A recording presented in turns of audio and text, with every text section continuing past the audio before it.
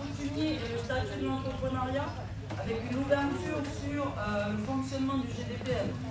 Ce qui est important en termes de création d'entreprise, quand on est de statut coutumier, je pense que la DDE pourra confirmer ça éventuellement les banquiers. Dès lors qu'il y a un financement dans un projet à établir, on va demander des garanties sur le foncier. Donc va intervenir l'acte coutumier, le palabre coutumier.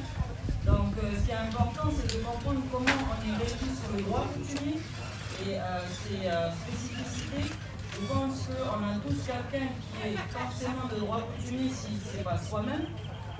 Personnellement, je l'ai suivi et ça m'a apporté énormément d'éclairage sur mes 7 frères et mon père qui sont de droit coutumier et qui vivent en tribu et qui sont en plus entrepreneurs, notamment sur la succession, parce qu'on n'y pense pas du vivant. Je vous souhaite d'avoir une très très très longue vie, mais il y a aussi des choses qu'il faut penser quand on est de droit coutumier. Donc, je vais laisser notre intervenante Lorenza Goua, qui est juriste de profession.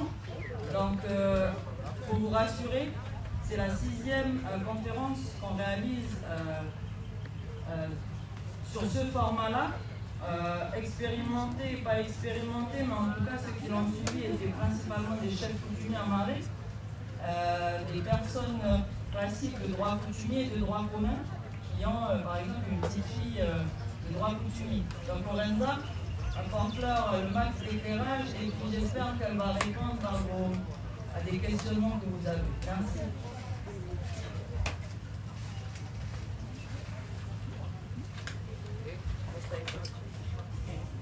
Bonjour. Bonjour tout le monde. Je me présente, moi je m'appelle Lorenza Goua. Moi je suis juriste de formation et je travaille chez un notaire, je suis assistante notariale. Donc en fait ça veut dire que j'exige les actes notaires. Et l'autre partie de mon temps, je suis ici avec l'association aux compétences et on dispose de ce type de conférence. Donc le thème qu'on va aborder aujourd'hui, c'est le droit coutumier et l'entrepreneuriat.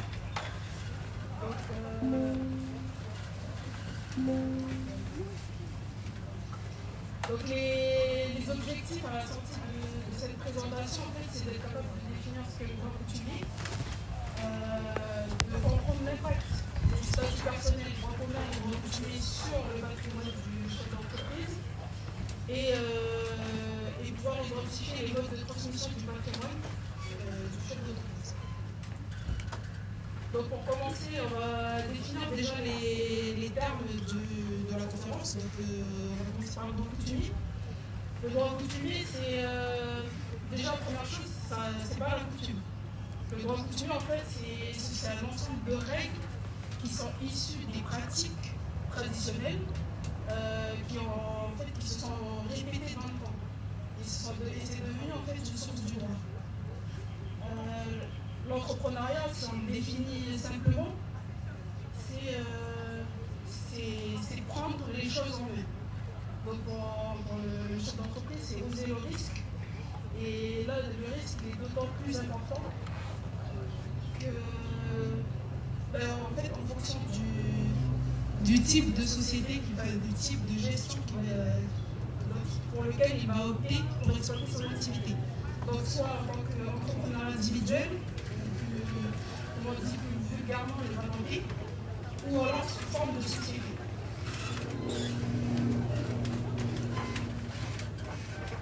Donc quand on parle de droit coutumier, en fait, c'est le statut de droit coutumier, ça renvoie au statut personnel. Le statut personnel, c'est tout ce qui concerne l'État et la capacité des personnes. L'État, c'est en fait tout ce que vous avez sur votre pièce d'identité, c'est le nom, prénom, c'est votre filiation. La capacité des personnes, ça concerne en fait la minorité, donc les enfants mineurs, c'est les personnes qui sont sous tutelle, ou alors les personnes, sinon les personnes qu'on dit majeures capables. Les régimes matrimoniaux, ce sont toutes les règles qui vont s'appliquer au mariage des époux. Et enfin, les successions et libéralités, c'est tout ce qui a trait à la transmission du patrimoine. En Nouvelle-Calédonie, on a 2 statuts personnels. On a le droit commun et les règles qui s'appliquent aux personnes relevant du droit commun et se situent dans l'équivalent code civil.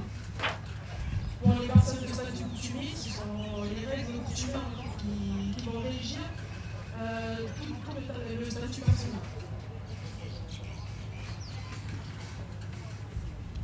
Donc déjà, pour commencer, on va voir la naissance. En fait, j'ai partagé cette présentation en trois parties. Donc, vous avez la naissance, le mariage et la mort. Donc la naissance, c'est l'acquisition du statut. Donc il y a un principe, c'est la filiation. Donc on acquiert le statut coutumier de par notre filiation. Donc si nos deux parents sont de statut coutumier, on est de statut coutumier. Et le juge et l'assistant coutumier, eux, ils ont un rôle dans cette accession au statut coutumier.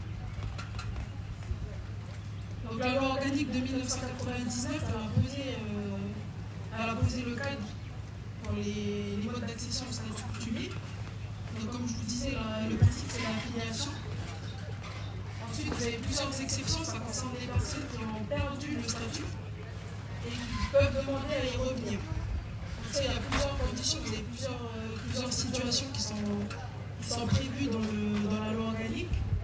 Et on a eu aussi beaucoup d'affaires qui ont été portées devant le juge, assisté des assesseurs coutumiers, pour définir en fait les conditions dans lesquelles on peut accéder au statut coutumier. Soit parce qu'on l'a perdu, parce qu'il y a un ancêtre qui a renoncé, ou parce qu'il y a fait des parents qui ont droit commun et l'autre statut coutumier, et l'enfant n'a pas eu le statut coutumier, mais celui du droit commun. Et après, le dernier mode d'accession au statut coutumier, c'est celui des enfants mineurs. Donc les personnes qui ont l'autorité parentale, elles peuvent faire la demande pour les enfants mineurs. Donc là, le juge, en fait, quand on va porter la plainte pour le juge, en fait, va se mettre en formation coutumière. Donc on aura le juge du droit commun, assisté des assistants coutumiers. L'assistant coutumier, lui, il intervient pour toutes les affaires qui touchent au statut personnel, le statut coutumier et au carte coutumière. Ensuite, le juge, il va aussi veiller à ce qu'on préserve les intérêts de l'enfant mineur. Donc là, il va être plus vigilant. Donc voilà, là, ce sont les rôles du juge et de l'assistant coutumier pour l'acquisition du statut. Après, si on veut renoncer au statut coutumier pour aller au droit commun, le juge il va simplement enregistrer la demande. Donc on a mis un peu plus de verrou pour accéder au statut coutumier. Donc ensuite, la deuxième partie, c'est sur le mariage. Le mariage, c'est une étape importante pour le chef d'entreprise parce que ça va avoir un impact sur son patrimoine. Qu'il soit de droit commun ou de droit coutumier, on n'a pas le même régime. Donc déjà, le patrimoine, qu'est-ce que c'est? C'est un ensemble de biens que possède une personne physique, donc ça c'est vous et moi, ou une personne morale. La personne morale, ce sont les sociétés, ce sont les associations qui sont en 1901. Vous avez aussi les GDBL sur la coutumière. Et le patrimoine, il est composé des éléments d'actifs, donc c'est ce que vous avez acheté, le véhicule, ça peut être un bien immobilier, la maison, ou les terrains nus. Ce sont aussi vos comptes bancaires, ça peut être des parts sociales. Et de l'autre côté, vous avez le passif. Donc le passif, on va dire vulgairement, ce sont les dettes de la personne. Donc ça peut être des emprunts, les impôts, vous avez aussi des loyers, des factures par exemple au centre hospitalier. Toutes les dettes, ça font partie du passif. Donc ça en fait, l'actif et le passif, c'est ce qui va former le patrimoine d'une personne physique ou morale.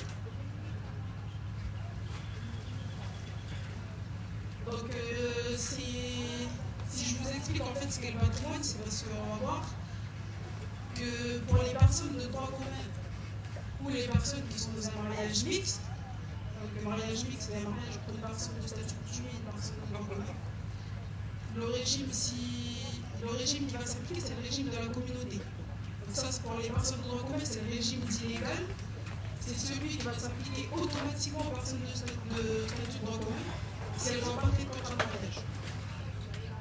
Donc, dans le régime de la communauté, Là, je ne sais pas si vous voyez bien, mais ici, je vous ai fait une flèche. Et c'est censé représenter le cours du temps. Et là, vous avez la période avant le mariage. Tout ce que vous achetez avant le mariage, ce sont des biens qu'on dit propres. Ça vous appartient à vous seul. Tout ce que vous allez acheter à partir du mariage, ça va rentrer dans la communauté. Donc vous, personne physique avant le mariage, vous avez votre propre patrimoine. Quand vous vous mariez, on forme une troisième masse qu'on va appeler la communauté. Pour les personnes de statut coutumier, le régime, entre guillemets, le régime matrimonial qui s'applique, c'est celui de l'indivision. L'indivision, en fait,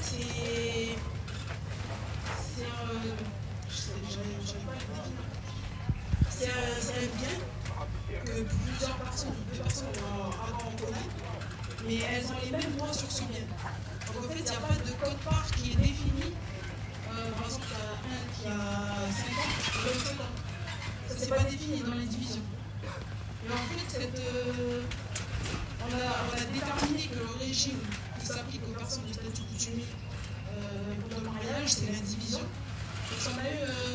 L'affaire a été portée au tribunal et on a eu une décision de la Cour de cassation en 2015. Il disait qu'en fait, les personnes pour le droit coutume, pour la coutume, la communauté, elle n'existe pas. Le régime de la communauté n'existe pas dans la coutume canonique. Donc on va considérer qu'ils se comportent en fait comme des concubins. Ils sont ni mariés, ni mariés, il n'y a aucun régime qui s'applique. Mais on va appliquer celui de l'indivision. Donc là, ça veut dire que ici, on revient sur la courbe du temps. Tout ce que vous achetez avant le mariage, ça vous appartient. Tout ce que vous achetez après le mariage, ça va rentrer dans l'indivision. Donc il n'y a pas de code part qui est défini pour jeter des époux sur le bien. Par exemple, on a eu une affaire, dans l'affaire qui a été portée en 2015 devant la Cour de cassation. Il s'agissait d'une personne qui est décédée. Et cette personne, en fait, elle était en liquidation judiciaire juste avant son décès. Ses créanciers, ils ont voulu venir chercher la maison qu'il avait achetée pendant le mariage avec son épouse. Et là, la Cour de cassation a répondu que vous ne pouvez pas venir chercher la maison parce que les codes parts ne sont pas définis pour les personnes de statut coutumier, puisqu'on se retrouve dans le régime de l'indivision. Donc là, je vous ai fait cette explication entre les deux statuts parce que ça va avoir un impact sur le patrimoine de l'entrepreneur en fonction du mode de gestion qu'il va choisir. Donc s'il se met en entreprise individuelle ou patentée, vous allez avoir qu'un seul patrimoine. Il n'y a pas de personnalité morale qui est créée. On va avoir un seul patrimoine et du coup, vous allez avoir tout le patrimoine personnel et aussi tout le patrimoine professionnel. Donc tout le patrimoine professionnel, c'est tous les biens que vous avez acquis pour exploiter votre activité. Donc tout ça, ça se retrouve dans le même patrimoine. Si on choisit l'entreprise d'entreprendre sous forme de société, là on crée une personnalité morale. Donc on crée une entreprise à partir de l'immatriculation au registre du commerce et des sociétés.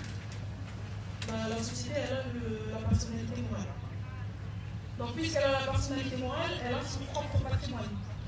Donc là, tout ce que la personne elle va acquérir dans le cadre de son activité professionnelle, elle va se retrouver dans le patrimoine professionnel. Tout ce qui va acheter pour son compte personnel, ça va aller dans le patrimoine personnel. Donc là, cette distinction, elle est importante, parce que du coup, les créanciers, si on est sous forme de société, elles vont venir chercher le remboursement de leur créance dans le patrimoine professionnel. Donc ils ne pourront pas toucher au patrimoine des impôts.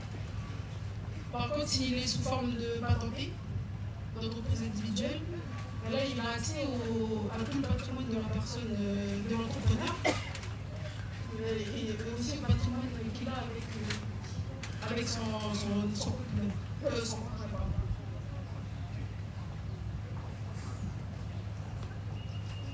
Ensuite, on a du coup la mort.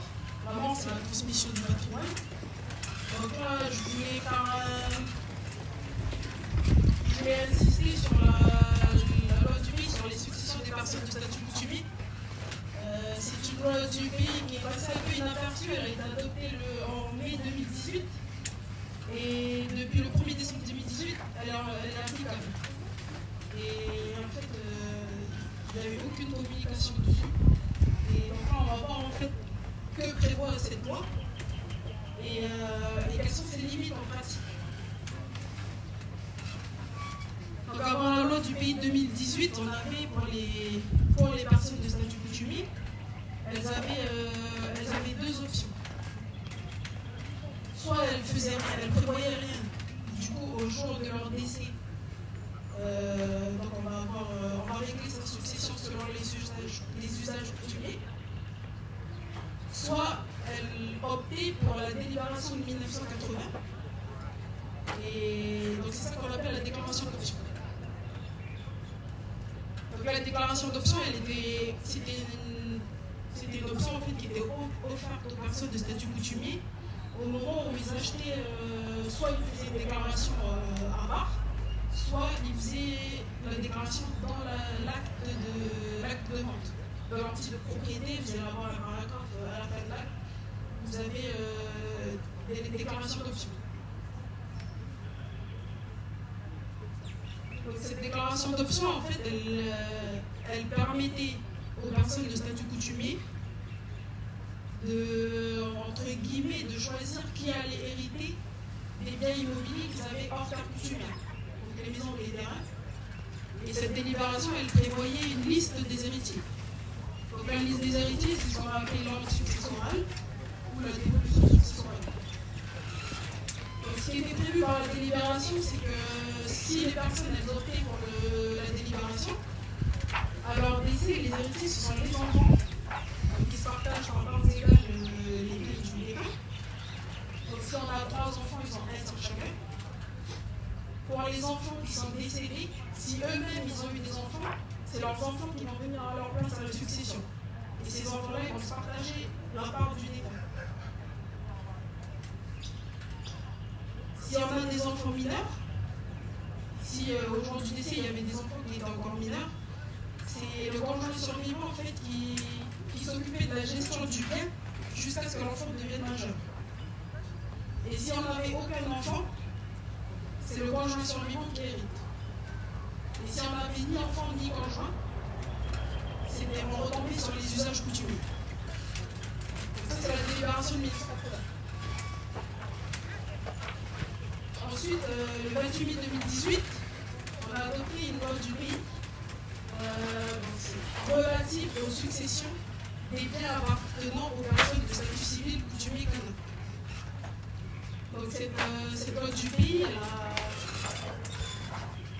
elle a révolutionné les choses parce qu'elle est venue dire qui sont les héritiers des personnes de statut coutumier pour les biens qui sont situés hors terre coutumière et sur terre coutumière aussi. Ensuite, le valable de succession, il a été retranscrit par le PC. Donc la loi du pays, elle prévoit que pour tous les biens qui sont situés sur terre coutumière, ce sont les usages coutumiers qui vont s'appliquer. Donc c'est la coutume qui va dire qui sont les héritiers du défunt. Donc ce sont les usages coutumiers de l'ère coutumière du défunt, duquel il est originaire. Ensuite, pour tous les biens qui sont situés hors terre coutumière, donc là, on a défini une liste des héritiers. Donc le premier, c'est le conjoint ou le concubin survivant. Ensuite, vous avez les enfants. Après les enfants, s'il y a ni conjoint ni enfant, ce sont les ascendants en ligne directe. Donc là, c'est les parents, les grands-parents. Ou alors les collatéraux directs au premier degré, ce sont les frères et sœurs. Et les collatéraux privilégiés coutumiers. Là, dans les textes qui sont venus compléter cette loi du pays, on précise que ces collatéraux privilégiés coutumiers, ce sont les chefs de clan, chefs de tribu, grands chefs, président du conseil du chef des clans. Et si on n'a aucun de ces trois-là, ce sont les personnes morales coutumières qui héritent de la succession. Les personnes morales coutumières, il n'en existe que 3. Ce sont les clans, les tribus et les GDPR. Donc si vous n'avez pas les 3 premiers, ce sont ces 3 personnes morales coutumières qui est. Donc du coup, à partir de là, on se demande, mais qu'est-ce qu'elles deviennent les personnes qui avaient opté pour la délibération de 1980 ? La loi du pays a prévu que dans les 3 ans après l'entrée en vigueur de cette loi, donc la loi elle est entrée en vigueur le 1er décembre 2018, donc de 1er décembre 2018 jusqu'en décembre 2021, les personnes qui avaient fait la déclaration d'option, elles pouvaient renoncer à cette option. Donc, passé décembre 2021, on ne pouvait plus renoncer à l'option. Donc, ça veut dire que les héritiers qu'on a vus dans la délibération de 1980, c'est eux qui restent les héritiers du décret pour les biens hors terre coutumiers. Et si on voulait renoncer à cette option dans le délai de 3 ans, on devait faire une déclaration par bien immobilier. Ça veut dire que si la personne avait acheté plusieurs biens immobiliers, qu'elle avait opté, elle devait renoncer pour chaque bien immobilier à cette déclaration d'option.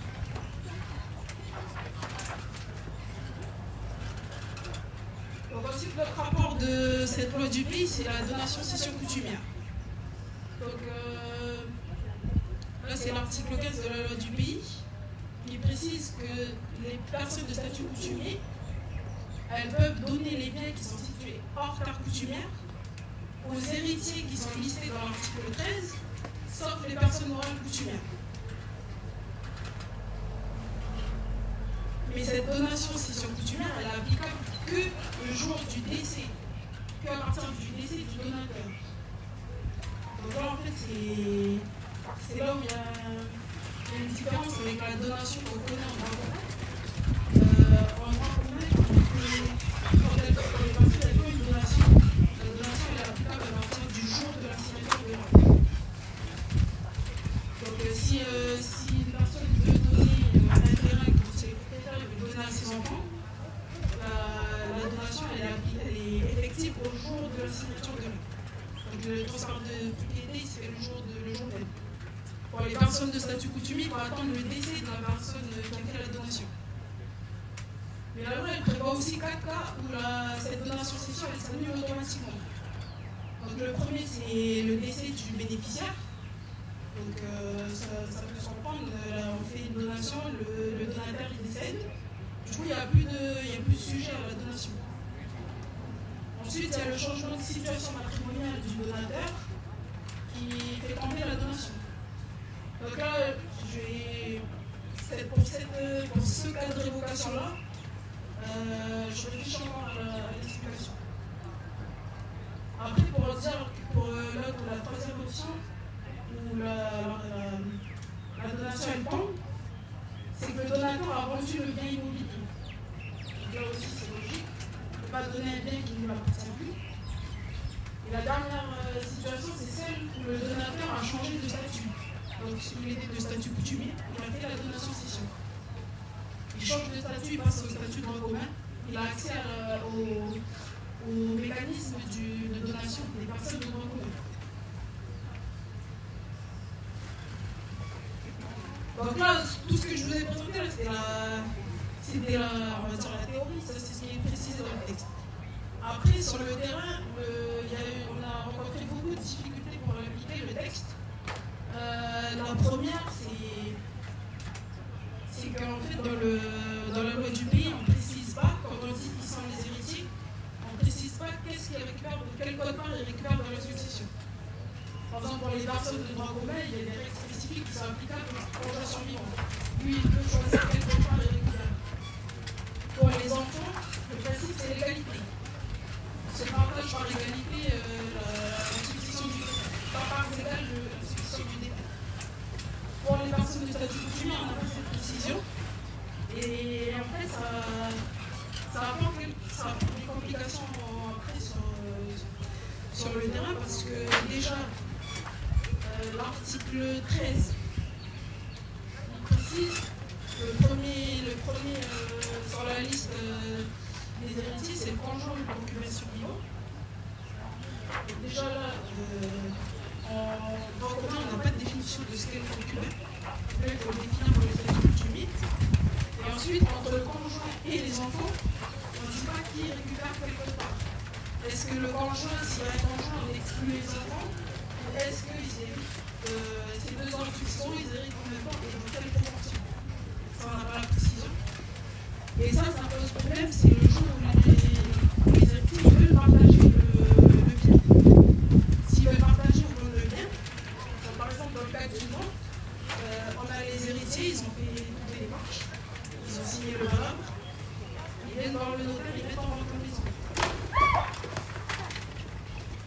Donc ils mettent en vente la maison, on fait les démarches nécessaires à l'erreur et grandeur. Et donc on signe l'acte de vente. Et le problème, il arrive en fait, c'est au moment où il faut partager le prix de vente. Puisqu'on ne sait pas qui récupère quelle partie du bien, quelle quote-part du bien, on peut pas répartir aussi le prix de vente. Ça, c'est un autre souci qu'on rencontre aussi. Ensuite, concernant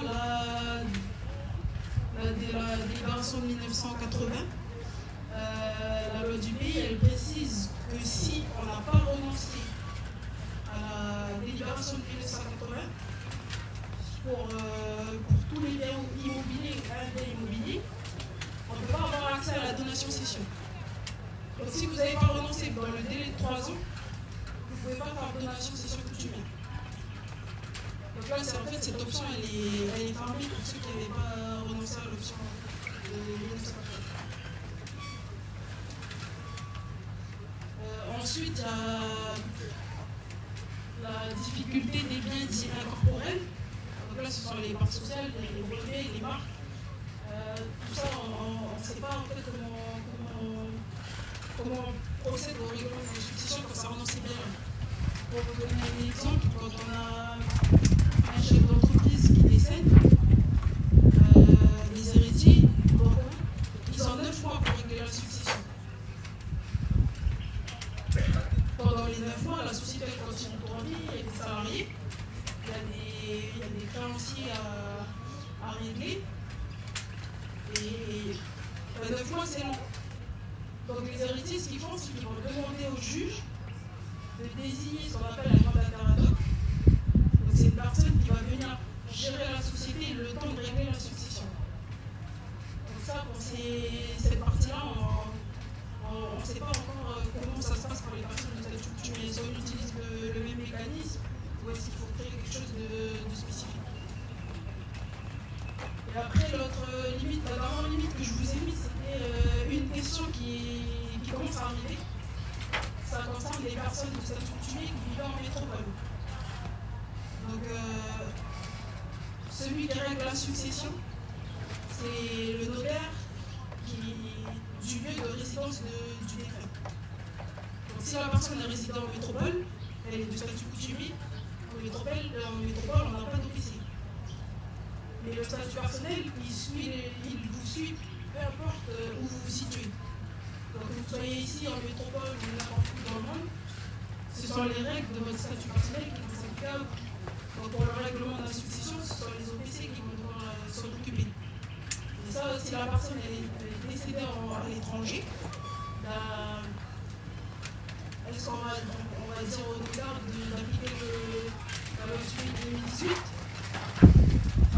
Est-ce que l'OPC il intervient dans le règlement de la succession? C'est des questions qui sont en train d'arriver. Donc là, je vous ai refait une frise de cette loi du pays. Donc avant 2018, on avait la liste des héritiers, elle était désignée soit par les usages coutumiers, soit avec la déclaration d'option. Après 2018, c'est le lieu de situation du bien qui va déterminer qui sont les héritiers. Donc ça, c'est hors terre coutumière. Donc là, vous avez l'article 13, avec les héritiers dont je vous ai parlé un peu plus tôt. Ou alors l'article 12, ce sont les usages coutumiers qui s'appliquent. Donc là, on fait la distinction en fait, de savoir est-ce que le bien il est sur terre coutumière ou hors terre coutumière. Et là, on sait quel article on va appliquer. Et donc voilà, donc là où c'est encore en suspens, c'est qu'est-ce qu'on fait des chefs d'entreprise des statuts coutumiers et comment on règle leur succession.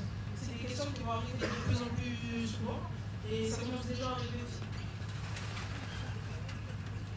Donc la conclusion, je l'ai faite simplement.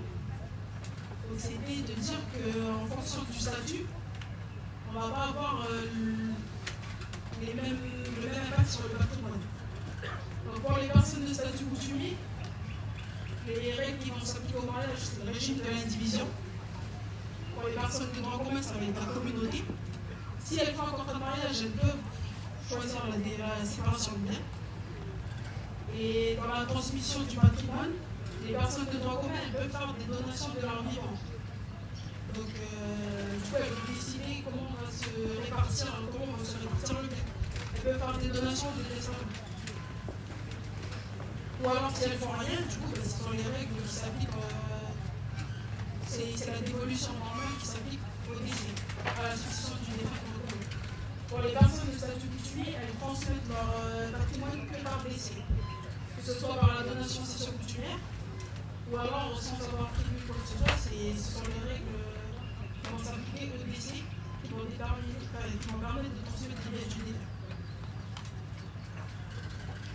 Je vous remercie. Si vous avez des questions.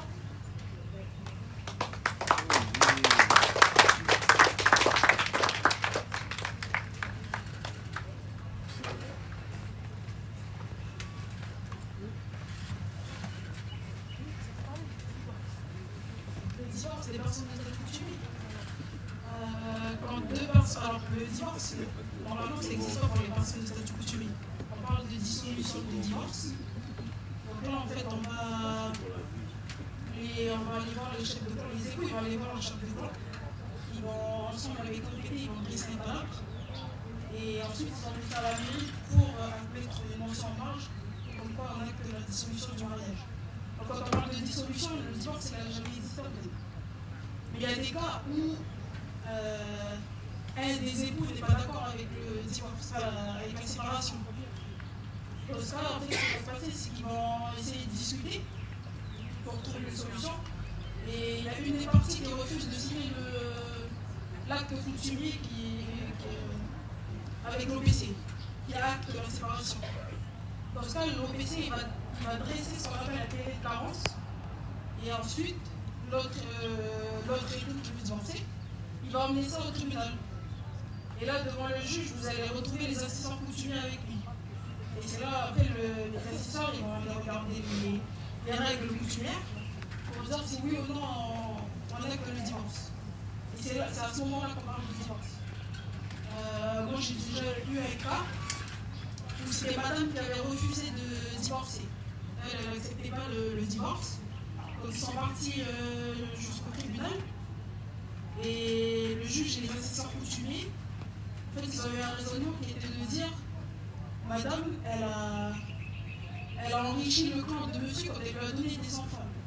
Donc en fait, elle a fait ce pourquoi en fait, entre guillemets, c'est un peu vulgaire, mais elle a fait sa taf. Du coup, ils ont acté le divorce comme ça. Voilà. Mais dans le cas où les deux, le mari et la femme est d'accord pour un divorce, sous le régime de l'indivision, comment ça se passe puisqu'il n'y a pas de code part?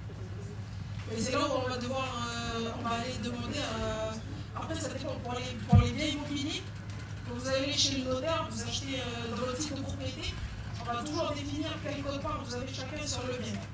Soit c'est 50-50, soit on va regarder la proportion de ce que chacun va emmener dans le prix. Donc ça peut être, on a déjà eu des cas, c'est 70-30. Donc à partir de là, on peut déjà, pour les biens immobiliers, c'est un peu plus facile parce qu'on définit dès le départ. Et après, pour les autres biens, donc ça, c'est entre eux à discuter.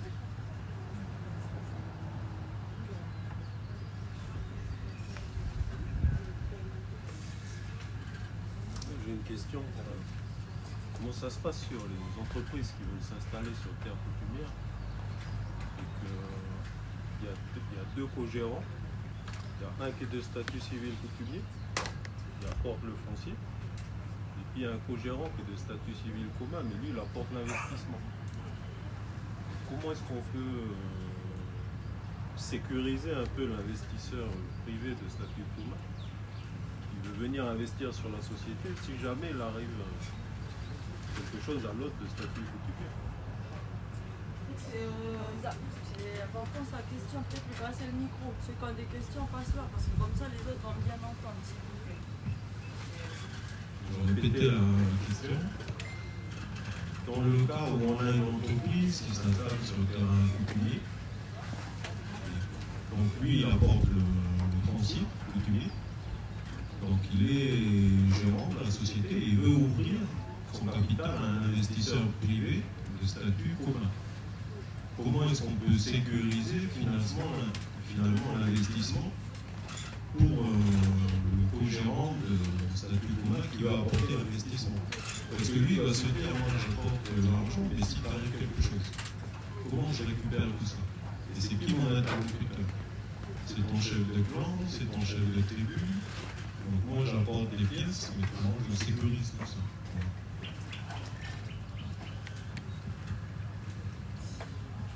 Dans ces cas-là, en fait, ce qu'on va préconiser, c'est de prévoir tout ça par contrat.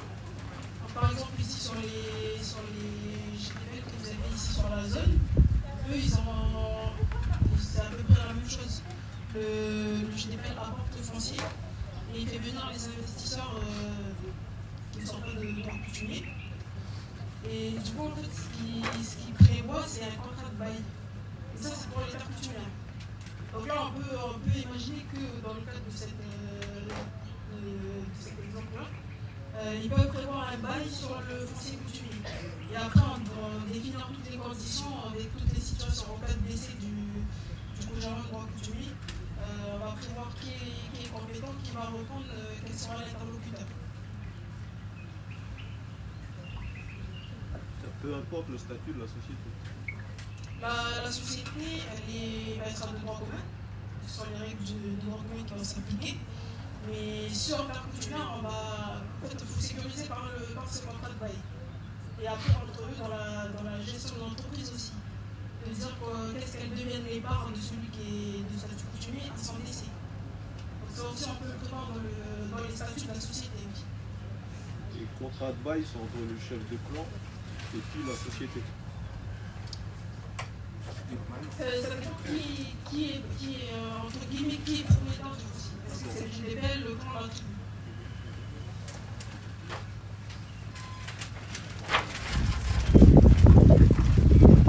Je vais poser une question que je pense qu'il y a beaucoup là qui aimeraient la poser, puis peut-être on ne va pas oser devant tout le monde. Lorenza, je suis un jeune, j'ai de la volonté, donc j'ai entre 28 et 32 ans, je suis de droit coutumier. J'aimerais me lancer en terre coutumière. Quel conseil, toi, en tant qu'expertise juridique, dans le processus à faire et ça nécessite, le projet nécessite un acte coutumier pour pouvoir réaliser. Quel conseil donnerais-tu à ce jeune qui vit en terre coutumière et qui aimerait se lancer? Déjà, c'est selon l'endroit où vous allez vous trouver, on va pas avoir les mêmes facilités ou difficultés. Je connais certaines tribus où, en fait, déjà, ils ont dit à leurs jeunes, c'est pas la peine de faire de gestes coutumiers. On a revendiqué le foncier pour vous, vous vous installez où vous voulez. Et après, il faut juste que si vous voulez exploiter ce foncier, vous versez en quelque sorte une indemnité au propriétaire terrien, le GDPL ou la tribu ou le clan. Et après, voilà, le premier interlocuteur, c'est d'aller voir les propriétaires terriens. Et je vais dire, il faut de la résilience parce que c'est pas toujours facile. Il faut pas non plus céder la colère si ça ne marche pas. Et après, il faut y croire. Et on connaît les réalités sur le terrain et c'est pas facile partout. Donc après, c'est à chacun d'arriver à gérer du mieux qu'il peut et surtout d'arriver à accepter qu'on puisse recevoir un refus. Ça ne veut pas dire que parce qu'on refuse cette exploitation sur la coutumière, on ne peut pas ailleurs que sur terre coutumière. Avec un contrat, vous pouvez tout faire. Donc, vous imaginez que vous mettez ce contrat, vous pouvez le faire. C'est juste pas que ça soit un motif tout arrêté, mais je sais que c'est facile aussi à dire. Et donc, dans ce cas-là, on pourrait vous bien aussi.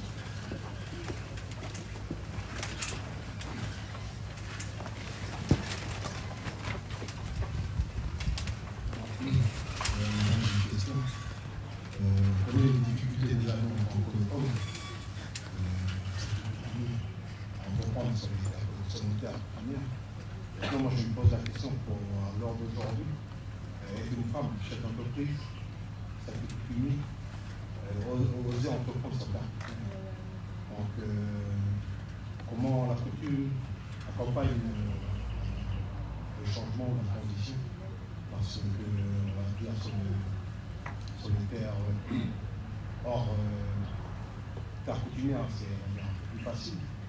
Mais comment nous accompagner nos femmes, parce qu'on a nos filles, et demain, voilà, je pense à nos filles, nos sœurs, si on veut la s'ouvrir, il faut qu'on ose en fait, accepter que nos femmes, ça fait coutumière, ils aient le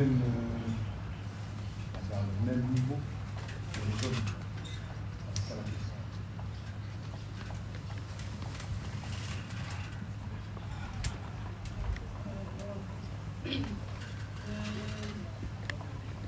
D'abord, je voudrais dire que le sexe n'est pas une condition de réussite. Mais ça peut rendre le chemin un peu plus compliqué. Mais après, dans la culture kanake, la femme n'est pas inférieure à l'homme. Et après, quand on regarde les choses comme elles tombent aujourd'hui, on ne le voit pas. On ne le voit pas comme ça.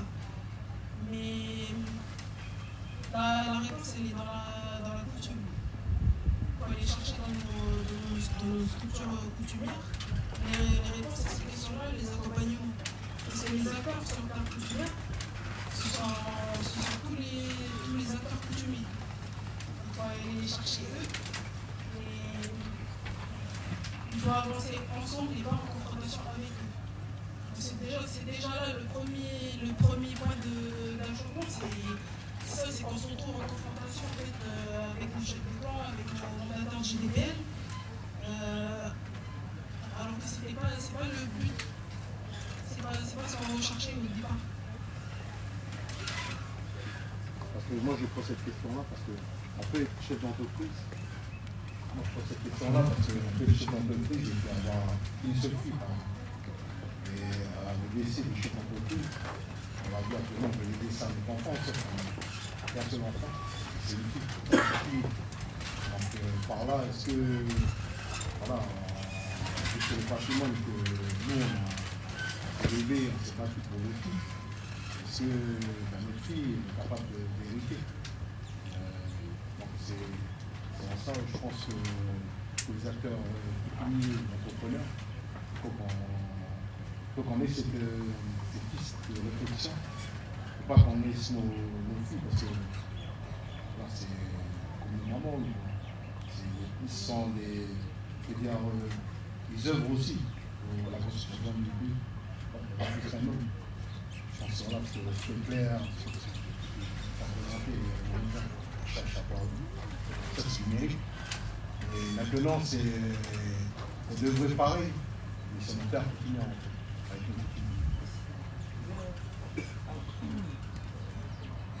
Je vais me permettre de compléter par rapport à ce que Charles pose comme cas.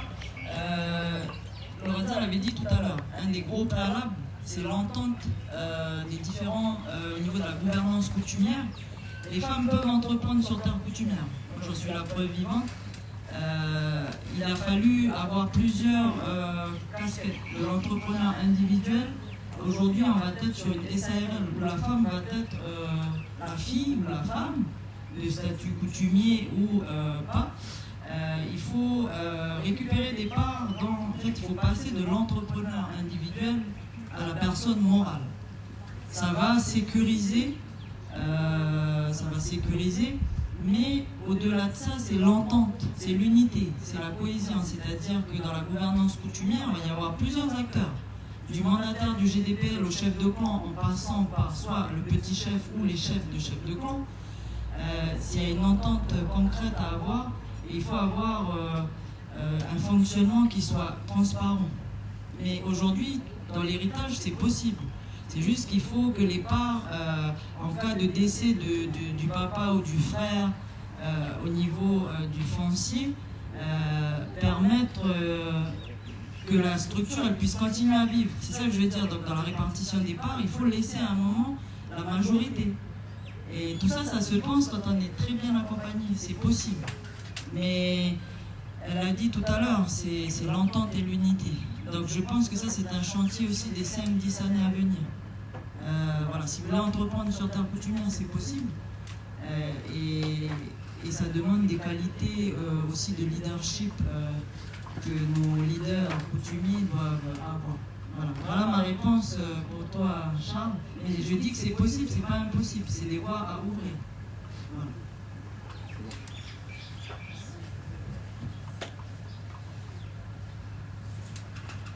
Vous avez d'autres questions? Ah, Lorenza, elle vous a prévu un guide. Donc, ce que vous avez vu là, vous l'avez sous format de livret. Vous avez des marque-pages aussi avec les numéros clés des OPC, de la DGRAC. Hein. Donc, pour faire vivre les choses, il faut avoir les bons contacts aussi. Aller chercher les bonnes informations. Voilà.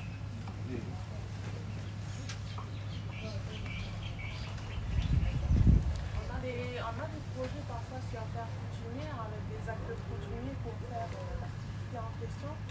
Mais il suffit que le voisin ou un tel passe en temps et met un petit morceau de pain et c'est fini. Même avec ce document. Enfin, les deux sont sympas de la réalité du terrain. Et pour ça, la province. On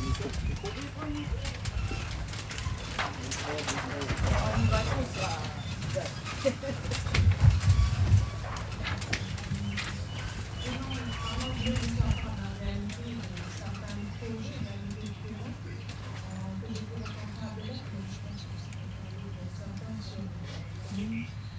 On a exigé le provincial pour subventionner les productions particulières en demande d'accueil coutumier qui autorise l'activité en question.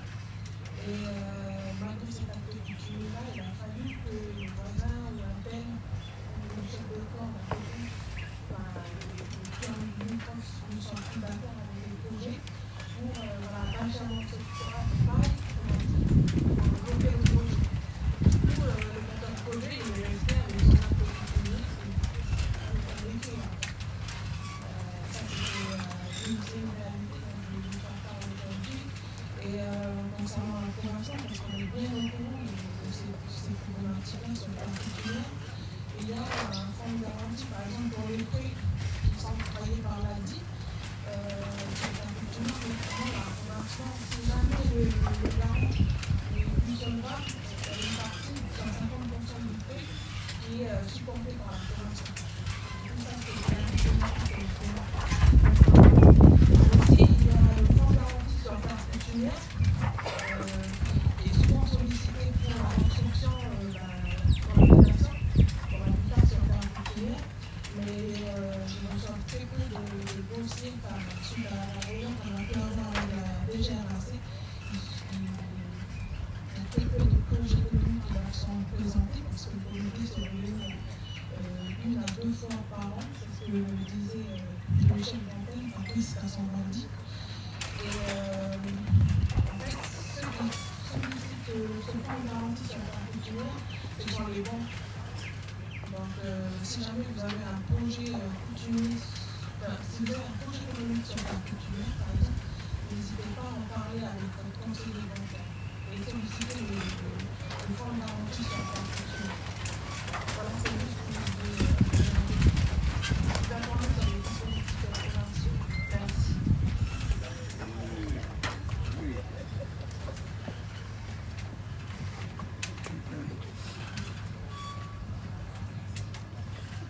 voulais juste compléter par rapport à ce que tu disais. C'est avec la situation que tu nous présentais avec la personne qui se retrouvait avec son acte coutumier. Peut-être ça m'a fait penser aussi à la loi du pays dont on vient de parler sur les successions. Là, je vous ai présenté toutes les limites de cette loi du pays. Et en fait, la première fois que j'ai travaillé sur ce texte, pour moi, il fallait le supprimer. Mais en discutant un peu avec tout le monde, en réfléchissant un peu plus sur le sujet, aujourd'hui, on a des outils qui peuvent compléter cette loi du pays. Des outils qui sont déjà existants. Là, aujourd'hui, vous êtes informés de cette loi du pays, du contenu de cette loi. Donc, c'est vous qui allez faire vivre aussi le droit coutumier. Vous allez aller interpeller vos élus qui votent les textes au Congrès. Vous allez porter les affaires devant les juges avec assistants coutumiers, qui vont trancher sur les questions données. Vous allez aller être acteur aussi sur le terrain, sur la coutumière, en essayant de trouver des solutions avec les autorités coutumières. Et c'est ça aussi l'objectif qu'il y a derrière ce type de conférence, c'est de vous informer au mieux pour pouvoir être aussi acteur soi-même sur le terrain. Donc c'est compliqué, mais c'est pas impossible. On peut déjà faire avec ce qui existe, et après, à force de travailler, plus on sera nombreux, en fait, plus on va forcer la création d'autres outils qui vont venir compléter ceux qui sont déjà existants, qui vont venir améliorer aussi ceux qui sont déjà existants. Donc, par exemple, le code civil dont je vous parlais tout à l'heure, il date de 1804. De 1804 à 2025, le code civil a été complété, il a été amélioré, on a supprimé certains textes, certains passages du code civil.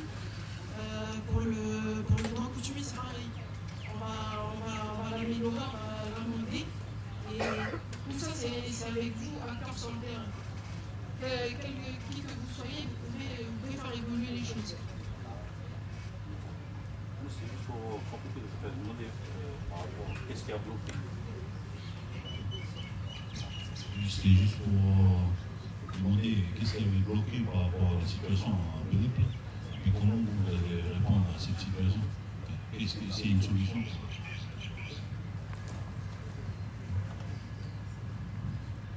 Aujourd'hui, l'acte coutumier a la valeur juridique. Donc, on pourrait se demander s'il peut porter cette affaire-là devant le juge. Parce que comme on est sur une affaire sur table coutumière, il y aura la juridiction formation coutumière qui va être compétente. Donc, est-ce que lui, il peut trancher? On peut se poser la question aussi, mais il faut essayer en fait. Il faut essayer pour essayer de trouver des pistes, ouvrir des voies aussi. Et donc moi, pour moi, là, on pourrait essayer de voir si, avec cet acte coutumier qu'on n'a pas pu appliquer, est-ce que celui qui est détenteur de cet acte, il peut aller devant le tribunal? Est-ce qu'il peut obliger à faire appliquer l'acte coutumier? Est-ce qu'on a cette capacité de forcer l'exécution de cet acte? Ça, c'est une réflexion que je partage avec vous.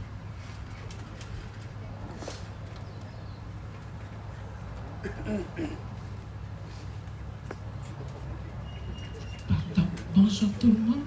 C'est juste pour compléter un peu ce que la collègue a dit. C'est vrai qu'il y a des problématiques qu'elle vient d'évoquer. Moi, je dirais par expérience, au niveau des projets, je suis à la DDE. Et pour revenir à ce que Lorenza a dit, pour éviter d'arriver à ce stade, j'ai tendance toujours à demander aux personnes qui viennent pour se lancer dans des projets sur terre coutumière de bien faire les choses. Bien faire les choses au niveau de chaque fois. Il y a même une petite historique comme ça avec un monsieur sur Bouya. Ils ont des grandes surfaces. Et c'est des grandes familles. Parce que des fois, on a des grandes familles, on a des petites familles. Et l'idée, c'était je lui disais, tu rassembles tout le monde. Quand je dis tout le monde, c'est tous les AO, là, tous les bébés, tous les enfants. Il faut qu'il ne manque personne. Quand vous voulez mettre en place un projet, parce que derrière, il y a toutes les procédures. Et pour pour éviter que demain, nous, au niveau de la province, on accompagne les gens, parce qu'on met des millions, c'est de l'argent. Donc il faut que chacun dans sa famille, dans son clan, dans sa tribu, je veux dire, il faut qu'il y ait un travail de fond pour éviter d'arriver à ce que Lorenza a dit. Voilà. Parce que c'est des petites choses après que nous, on ne peut plus mesurer, on ne mesure pas, mais c'est difficile pour nous d'intervenir.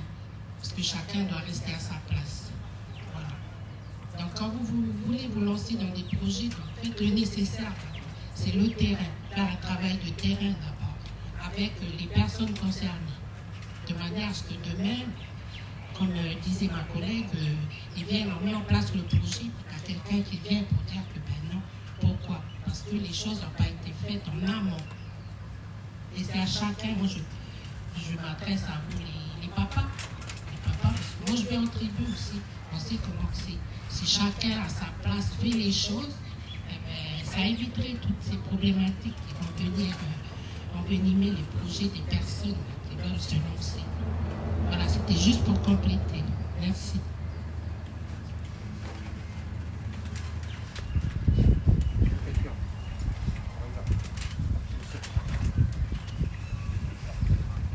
Oui, bonjour à tous. Je vais savoir dire 2 ou 3 mots. Je vais faire petit peu. Merci pour la journée encore.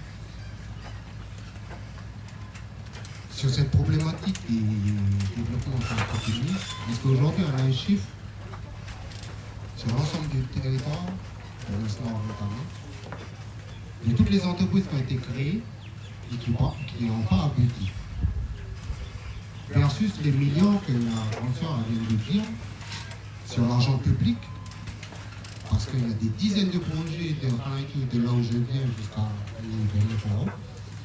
Il y a eu des projets comme ça qui ont été lancés, mais qu'au bout d'un moment, mais d'avoir un bilan qui soit fait par nos différentes aires coutumières, respectives de là où on est, pour mettre aussi en évidence. Moi je parle pour moi comme là, il y a des dizaines et des centaines de projets qu'on a montés depuis, mais qui n'ont jamais abouti. Et que quand tu vas voir les frères ou les vieux voilà, dans le bureau coutumier, ils disent ça que la mamie l'a dit. Mais sauf qu'il y a l'autre qui reste à Nouméa, l'autre qui reste à Koné, l'autre qui n'arrive jamais à réunir tout le monde. Il y en a qui mon pays, mais on est comme ça aussi. Et pour terminer, rejoindre ce que le frère a dit tout à l'heure pour les femmes, moi c'est un constat. Hein. Si n'est pas les femmes dans nos tribus, là, dans nos villages, il n'y aurait pas autant de projets. Moi je vois beaucoup de projets portés par les mamans et les femmes dans nos communes. Et les papas que nous sommes, il y en a qui ont monté des projets, mais qui soit sont morts-nés au cours d'évolution, mais là, on a capoté quoi. Et je vous rejoins tous sur le fait qu'il faut rassembler tout le monde.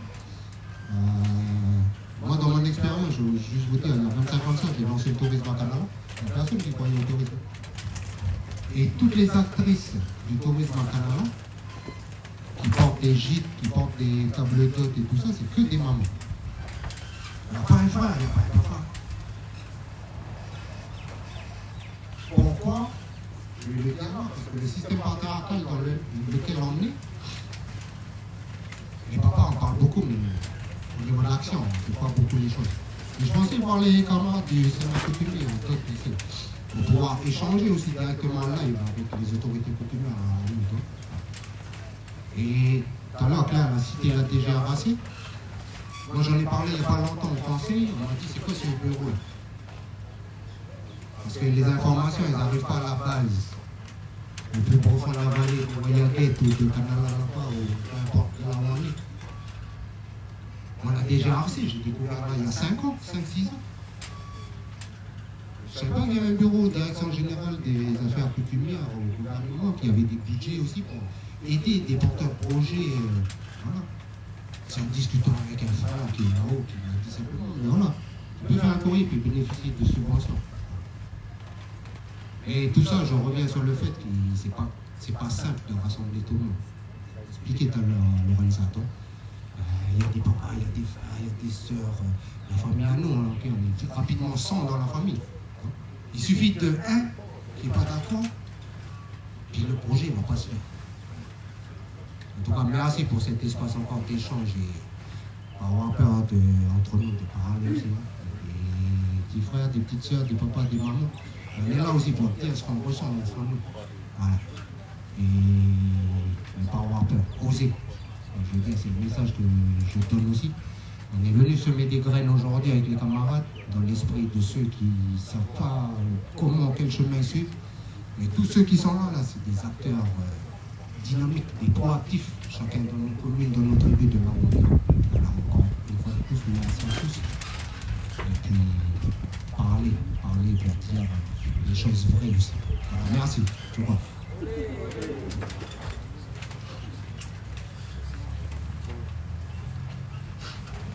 Pardon, juste pour répondre au monsieur, parce qu'il a posé la question sur combien il y a de projets sur terre coutumière. En ce qui nous concerne sur la zone, moi j'en ai fait des projets sur terre coutumière, surtout en élevage. Tout à l'heure, elle a bien expliqué les choses avec les GDPR. D'ailleurs, je vais juste citer un grand projet qu'on avait mis en place. Je ne vais pas citer la commune. Il y a eu 100 millions de subventions sur terre coutumière, c'est un Européen. Il a fait tous les investissements et tout, avec les petites choses là que je viens de vous dire tout à l'heure. C'est la raison pour laquelle je me suis permis de prendre le micro. Donc c'est un projet qui a capoté. Et c'est dommage. Il n'a pas abouti. Les investissements ils ont été faits. La province Nord a accompagné. Et juste parce que voilà, au départ, on n'a pas bien fait les choses au niveau de la tribu. Donc, pour nous, c'est des sous qui ont été perdus. Voilà, c'est pour ça que j'ai insisté de dire que quand vous lancez, il faut rassembler les gens, les bonnes personnes, ne pas oublier les autres personnes aussi. Comme lui, il y a ceux qui habitent à Lumière, il faut les faire venir. Il faut les faire venir. Parce que derrière, c'est l'économie du territoire. Voilà. C'est dommage parce que c'est la création de chiffre d'affaires pour notre pays. Et juste parce que les choses n'ont pas été faites au départ, et bien voilà. Et merci Lorenza, parce que je t'ai entendu tout à l'heure. Et c'est vrai que là, maintenant, je vais peut-être t'appeler aussi pour donner aussi des pistes pour nous aussi, pour nous accompagner, puis t'encourager dans le travail. Voilà. Vous voulez une oui?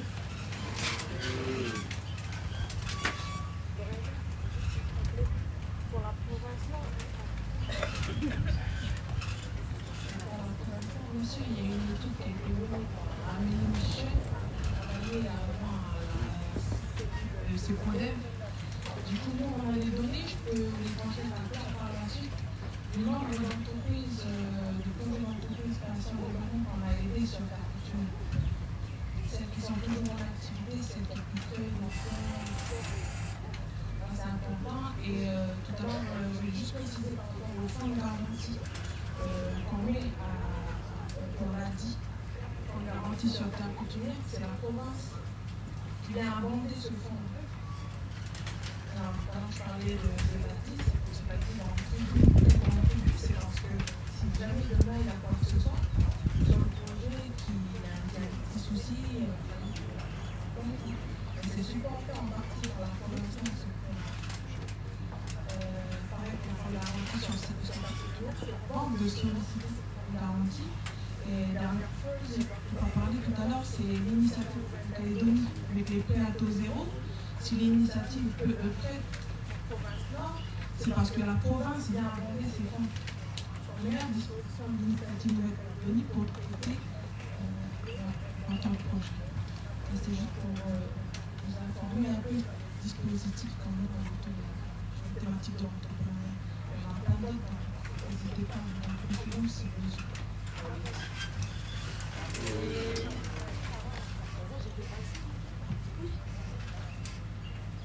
Je vais vous proposer qu'on va souffler, mettre un peu de musique, parce que c'est des sujets qui sont très passionnants. Le repas dans une demi-heure, continuer à partager avec les intervenants qui sont là. Et 13h30, normalement on va vous réveiller avec le peuple maori. Pareil, on est sur le développement sur terre coutumière, avec un collègue là qui va arriver de Kwawa. Voilà, merci. Oui. Je vais juste